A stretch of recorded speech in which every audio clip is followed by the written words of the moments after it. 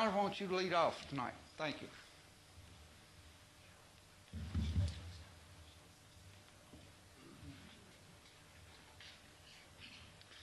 Good evening. Thank you, Mr. Mayor. There are more seats available up front. Don't be bashful, please.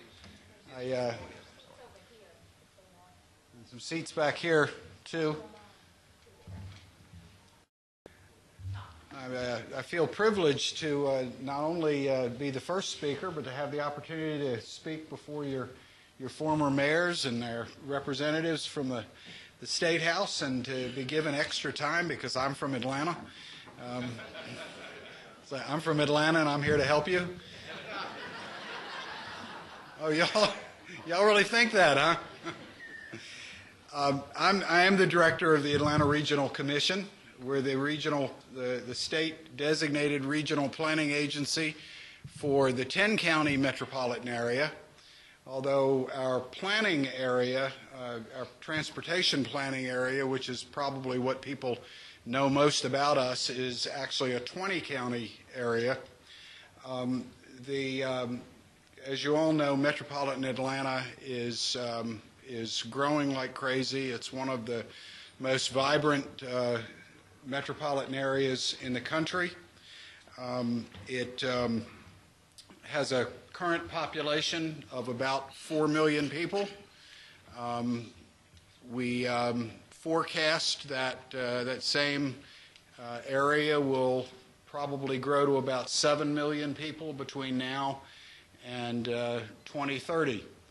Atlanta, since the year 2000, is the fastest growing metropolitan area in the country in real numbers. So we've actually added more people to metropolitan Atlanta than New York, Chicago, Los Angeles, Miami, any other major metropolitan area in the country. It is an absolutely phenomenal story about growth that just keeps continuing and continuing and continuing. And as a result of that, obviously we've got some significant challenges. It is, I think, the reason why a planning commission was created back in 1947 and recreated to be the Atlanta Regional Commission back in 1971. If we don't work together as a region to grapple with transportation issues, with air quality issues, with water issues, with environmental issues and land use issues, we certainly can't do it on an individual city by city or county by county basis.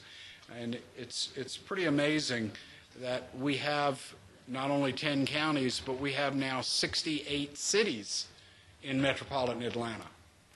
Think about trying to coordinate the efforts of 68 cities, 10 counties, all of the school districts, and all of the water districts and all of those other things, making plans for the way we're gonna grow.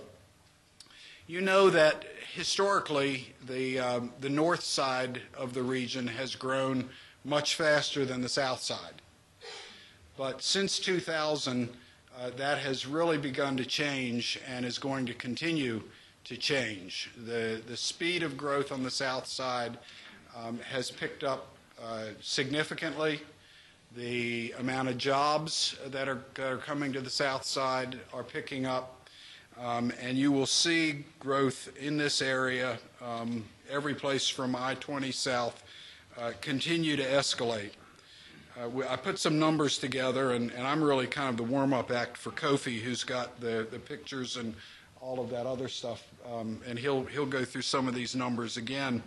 But in the southern portion, the 6-county southern region that he'll be talking about, the current population, or the population in 2000, was about 890,000 people. By 2005, that had grown to about 1 million people, and by 2030, we'll add another 500,000 people, just in, again, the kind of the 6-county southern area. We will add about 85% in jobs from 450,000 to about 870,000 jobs. And as we look at Fayette County, you'll see the same magnitude of growth over that time. In 2000, Fayette County had about 91,000 people and 35,000 jobs. By 2005, the county had 101,000 people and 40,000 jobs, and we predict that by 2030, the county will have about 161,000 people and 88,000 jobs. As I mentioned, the challenges, you all know them as well as we do. Congestion is the biggest issue that this entire region faces, and if we don't get our hands around that, the growth that we've experienced, and from my perspective at least, growth is good. It provides the jobs and the opportunities and the tax base that have provided for the quality of life that we all enjoy throughout this metropolitan area. But we are going to get to a point when the jobs aren't going to come here because of our traffic problems, and people aren't going to be able to move goods and services through Atlanta, and we've got to grapple with that. We've got to deal with it. The legislature has created a study committee on transportation finance.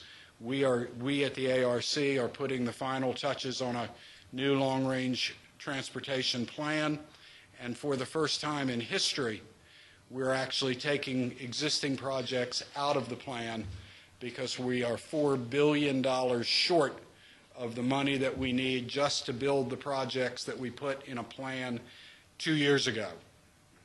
So it is a very serious problem that we're facing. We're going to be looking for some help from the legislature and the governor to figure out how we can finance transportation and deal with what is arguably the most significant issue that we face in the region. I'm going to stop and turn it over to Kofi, who's going to talk specifically about transportation in this region and some of the visions that we've developed for dealing with it down here.